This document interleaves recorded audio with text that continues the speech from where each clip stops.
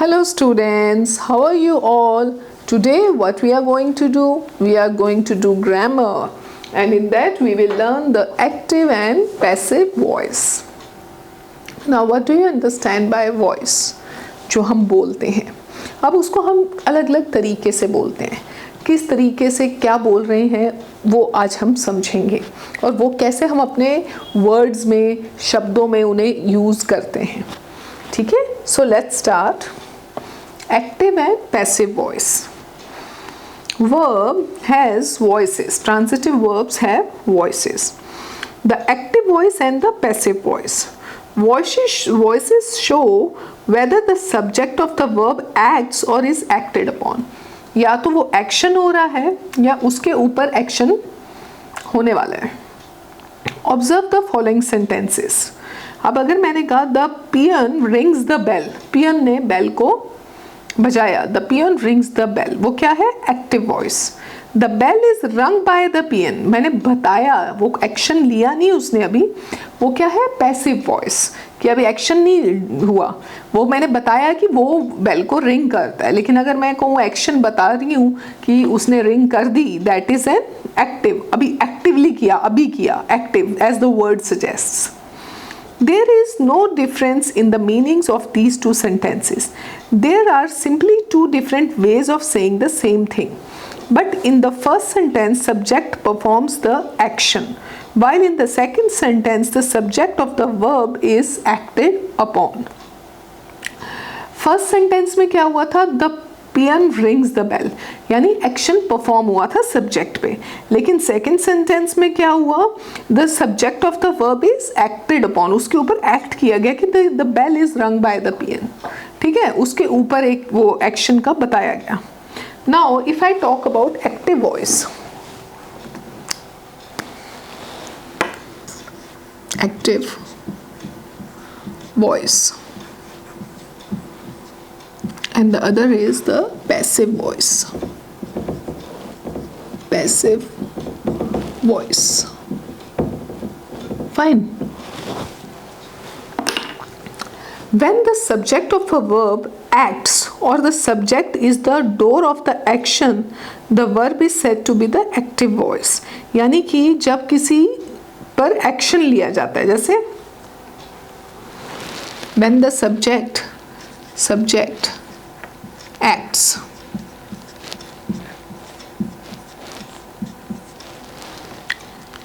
ठीक है, तो एक्शन लिया जाता है तो उसको कहते हैं, जैसे Rama for example, Rama helped Sita. Fine, तो ये सीधा उसने एक्शन बता दिया. ठीक है, और पैसिव क्या होता है? When the subject of a verb is acted upon, subject is acted upon.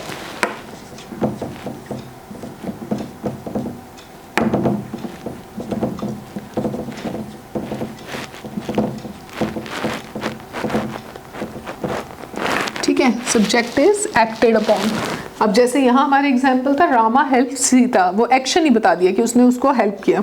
और यहाँ क्या आ जाएगा? Sita was helped bye Rama. Sita was helped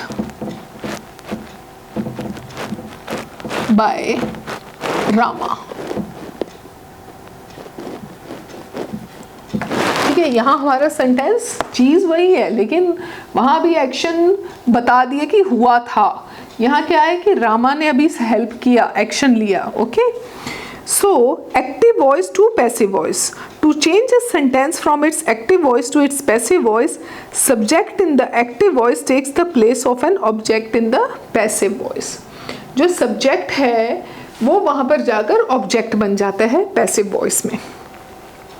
Object in the active voice takes the place of the subject in the passive voice. और जो object होता है यहाँ पर वो वहाँ जाके subject बन जाता है, जैसे कि Sita. By used before object in the passive voice, और ज़्यादातर हम by यूज़ करते हैं passive voice में, by. ठीक है,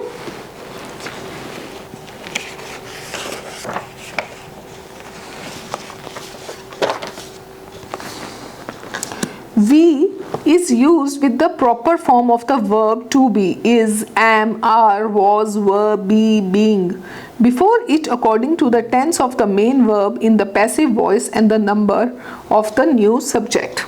अब क्या कह रहा है कि वी भी यूज होता है, जैसे कि हम करते हैं am, more, were, been, being, ऐसे हम यूज कर सकते हैं, ठीक है.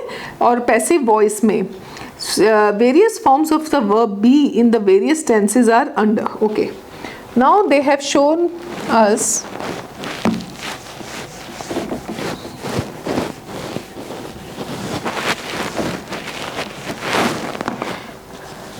हर टेंस के हिसाब से present tense, present, past, future, fine, तीनों टेंसेस हैं हमारे पास, ठीक है.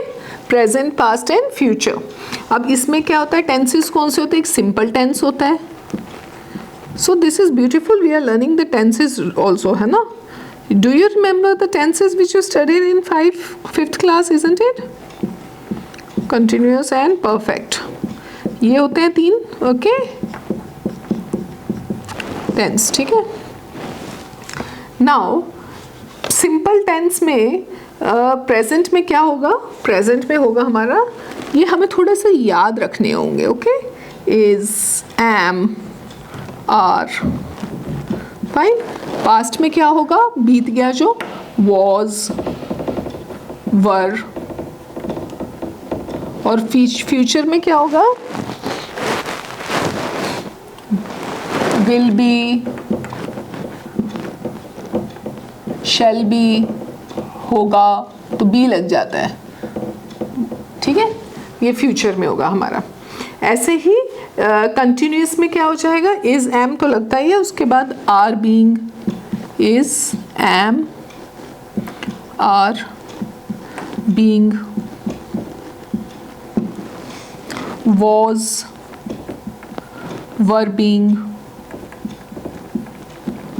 being, were being.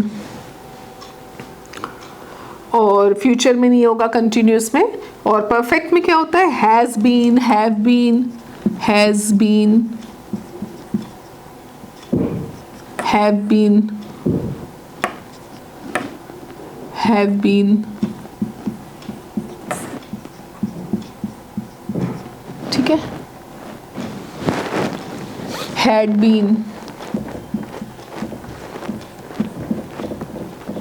और पास्ट में क्या होगा, शैल और विल हैव बीन, शैल और will have been. Fine, this is the way we are going to use them in the voice. Now they have given you a table there in active voice and passive voice, जिसमें simple present, present continuous के हिसाब से example set किए गए हैं. जैसे Neha sings a song, a song is sung by Neha, ये क्या हो जाएगा, passive.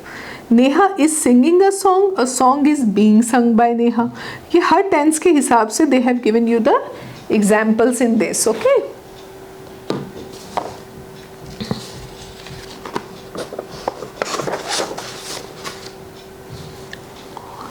ऐसे ही फ्यूचर परफेक्ट का भी है, नेहा विल हैव संग अ सॉन्ग. और पैसिव में क्या हो जाएगा, song will have been sung by Neha. So the things are going to change according to the tenses and the active voice and the passive voice. Now remember few things, like in sentences having verb plus preposition in active voice, remember to retain the prepositions with the verb. ठीक है, prepositions को हमेशा verb के साथ retain करना है. जैसे active में हम बोलेंगे the nurse looked after the child, और passive में कैसे बोलेंगे, the child was looked after by the nurse. So in active voices sentences have two objects. Passive voice can be made in two ways using the two objects in turn. ज़्यादातर दो चीज़ों से active voice बनती है. Okay?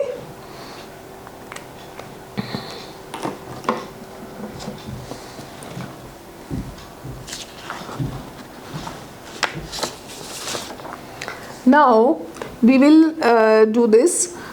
Suppose the subject in a sentence is the doer of an action in many cases. ये हमने पढ़ा. Verb is in a sentence which requires a direct object to complete their meaning are called transitive verbs. Transitive verbs क्या होते हैं? जो sentences में use होते हैं डायरेक्ट ऑब्जेक्ट को मीनिंग को क्लियर करने के लिए. Now read the sentences carefully. Sonam सैंग a song. Okay, अब मैं आपको ये बताऊंगी सब्जेक्ट हमारा क्या होता है और ऑब्जेक्ट क्या होता है. सपोज मैंने सेंटेंस लिखा सोनम सैंग अ सॉन्ग. फाइन, मैंने ये लिखा सोनम सैंग अ सॉन्ग. अब इसमें सब्जेक्ट कौन है? हमारे सब्जेक्ट है Sonam. This is a subject. सैंग क्या हो गया? क्या काम कर रहा है? ये हो गया वर्ब. और अ सॉन्ग क्या हो गया हमारा? अ सॉन्ग हो गया हमारा ऑब्जेक्ट. ठीक है, ऐसे आपने डिवाइड कर लेना है जिससे आपको ये क्लियर हो जाएगा सब्जेक्ट, वर्ब और ऑब्जेक्ट क्या क्या है. Here we can clearly see that Sonam is the subject in the above sentence and each one in the doer of the action. The verb is sang in each of the examples whereas a song is the object in each sentence. Therefore the verb sang is transitive. Sang क्या है? It is a transitive verb क्योंकि वो दोनों को join कर रहा है.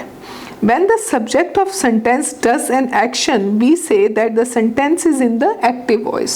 हमने पढ़ा था अभी कि जब वो action कर रहा है that means it is in the passive voice. So let us rewrite the sentence given above. A song was sung by Sonam sang a song.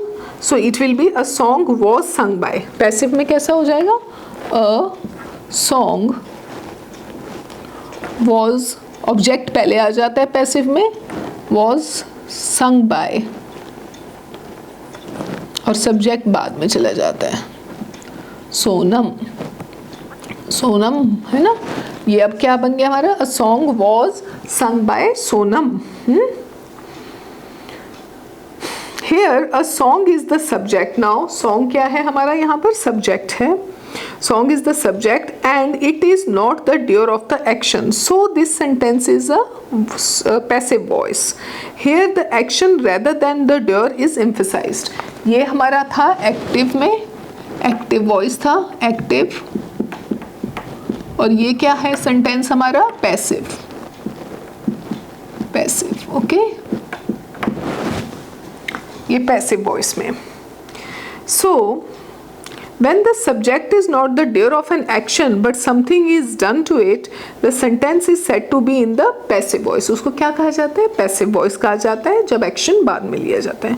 Only sentences with transitive verbs can be changed into passive voice. अब एक चीज़ है कि जिनके अंदर transitive verbs होते हैं उन्हीं को ही हम passive voice में change करते हैं. ठीक है? So this way you have learned about the subject, verb and object. Please practice with few of the sentences so that it is clear to you. Okay?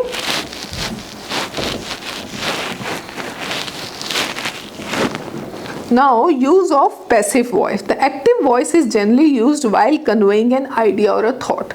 हम active voice कब use करते हैं? जब हम कुछ कहना चाहते हैं, अपना convey करना चाहते हैं. But sometimes the use of passive voice is required. और कभी कभी क्या होता है? हमें passive voice का भी यूज़ करना पड़ता है. जैसे mother's purse was stolen. ठीक है? अब जैसे मदर्स पर्स वॉज स्टोलन, उसको हम पैसिव वॉइस में कैसे लिखेंगे? Who stole the purse is not known. If the stress is more on action rather than the doer of the action. ठीक है. A cucumber was chopped. The chopping of the cucumber is more important than who chopped it.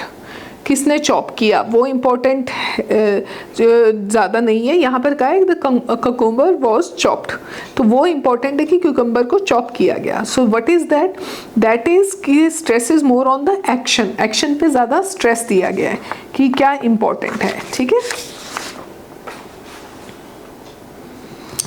If the emphasis is on the thing or the person who receives the action. अगर emphasize किस पे करें हम, अगर हम emphasize person पे करें और उसके action पे करें कि जब वो उसको वो receive करता है, the letter was delivered.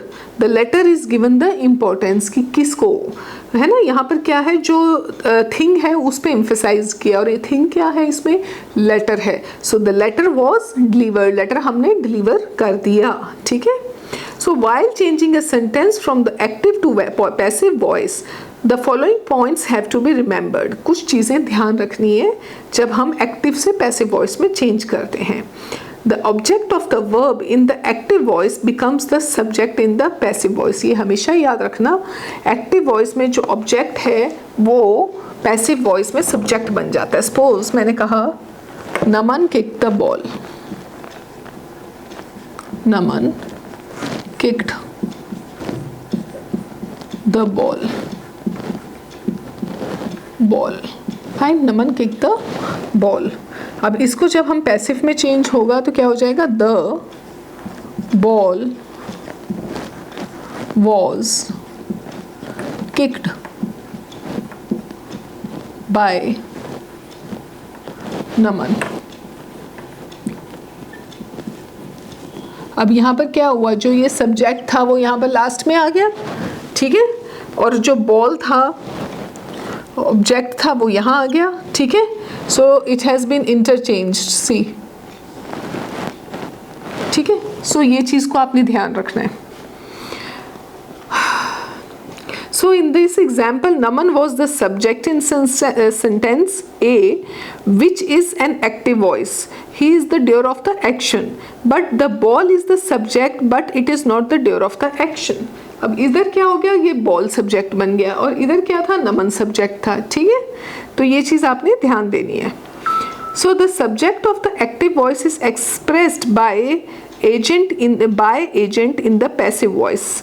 In the above example, Naman was the subject in active voice, but in the passive voice he is the agent. So we write by Naman in the passive voice. So passive voice में क्या लग गया हमारा, नमन क्या आ गया, bye लग गया, क्योंकि यहाँ पर वो एक एजेंट की तरह काम कर रहा है. ठीक है. It is not a subject.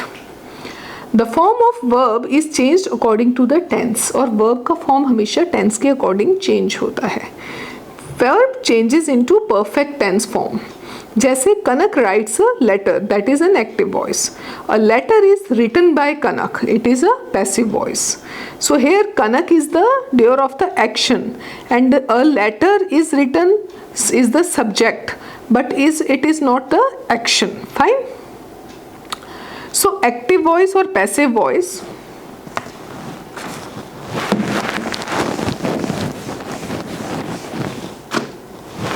active voice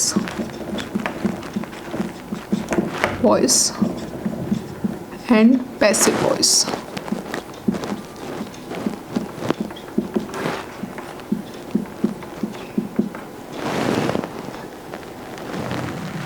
इसमें जैसे है हमारा write, write, write, am writing, wrote, was writing,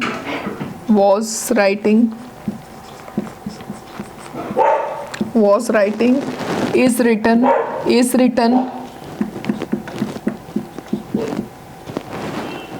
being written,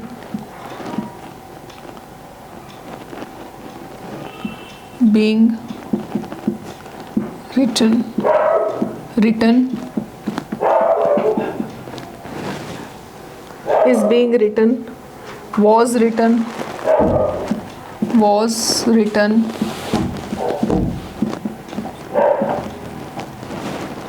was being written, was being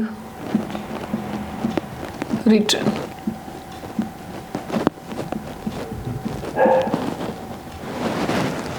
अब ये सारे हमारे क्या हैं इसमें, जैसे ये राइट वगैरह है, ये क्या है हमारे simple present tense, simple present tense. ठीक है. ये क्या है, प्रेजेंट कंटिन्यूअस, प्रेजेंट कंटिन्यूस। ये क्या है? Simple past, simple past. और ये क्या है? Past continuous.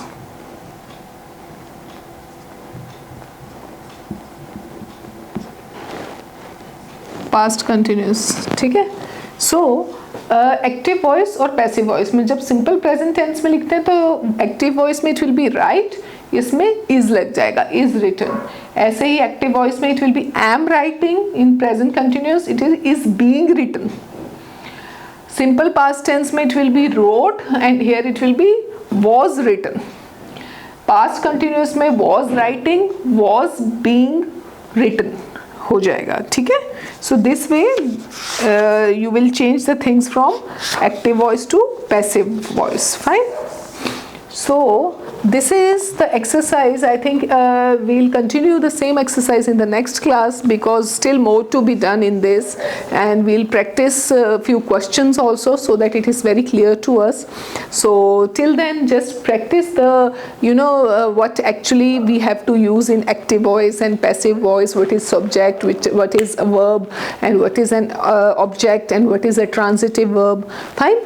So practice that and we will continue the same exercises, more exercises related to voices in our next class. Till then, okay, bye, take care.